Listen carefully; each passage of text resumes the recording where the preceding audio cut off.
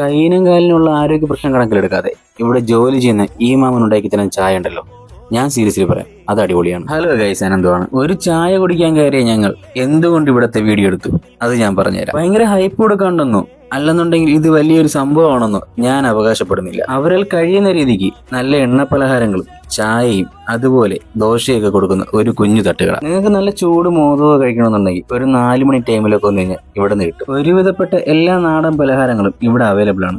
അളിയന്റെ കയ്യിരിക്കുന്ന ഉള്ളിവടയ്ക്ക് ഇത്രയും സൈസിലാണ് അവർ ഉണ്ടാക്കുന്നത്. അലവാങ്കിന്റെ മുകളിൽ വരുന്ന ഇതുപോലത്തെ ഉള്ളിവട നമ്മൾ ട്രിവാൻഡ്രത്ത് ചില കടകളിൽ മാത്രമേ കാണാറുള്ളൂ. അത്യാവശ്യം ഇരുന്ന് കഴിക്കാനൊക്കെ ചെറിയ സ്പേസ് ഉള്ള കടയാണിത്. വൈകുന്നേരങ്ങളിൽ ഒരു ചായ, അതിന്റെ കൂടെ ഒരു എണ്ണ പലഹാരം. ഈ ഒരു സമ്പ്രദായം ഉണ്ടാക്കിയത് ആരാണെന്നൊന്നും എനിക്കറിയില്ല. പക്ഷെ ഒന്ന് എനിക്കറിയാം, ഇതുപോലുള്ള സമ്പ്രദായങ്ങൾ ഉണ്ടായതുകൊണ്ടാണ് ഇതുപോലുള്ള നല്ല പലഹാരങ്ങളും ചായയൊക്കെ ഇതുപോലുള്ള കടകളിൽ നിന്ന് ഇപ്പോൾ കഴിക്കാൻ കഴിയുന്നത്. ഇവിടുത്തെ പലഹാരങ്ങളെ പറ്റി പറയുകയാണെങ്കിൽ അത്യാവശ്യം നല്ല ടേസ്റ്റ് ഒക്കെ ഉള്ള ഒരു 5-6 ഐറ്റം പലഹാരങ്ങൾ നമ്മൾ ചെയ്യുന്നതിന്റെ അന്ന് അവിടെ ഉണ്ടായിരുന്നു. 6 മണിക്ക് ശേഷം നല്ല തട്ടുദോശ കിട്ടുന്ന ഒരു കട കൂടിയാണിത്. അപ്പോൾ ഈ കുഞ്ഞു സ്പോട്ട് ഇഷ്ടപ്പെട്ടു കഴിഞ്ഞാൽ നിങ്ങൾ അവിടെ പോവുകയാണെന്നുണ്ടെങ്കിൽ എന്റെ വീഡിയോ കണ്ടിട്ട് വരുന്നത് പറഞ്ഞാൽ എനിക്ക് സന്തോഷവും അവർക്കും സന്തോഷവും. അപ്പോൾ സ്പോട്ട് വന്നിട്ട് നമ്മൾ കാട്ടാക്കടയിൽ നിന്നും പൂവച്ചിൽ പോകുന്ന വഴിക്ക് മുളമൂട് ജംഗ്ഷൻ എത്തുന്നതിന് മുമ്പായിട്ട് ലെഫ്റ്റ് സൈഡ്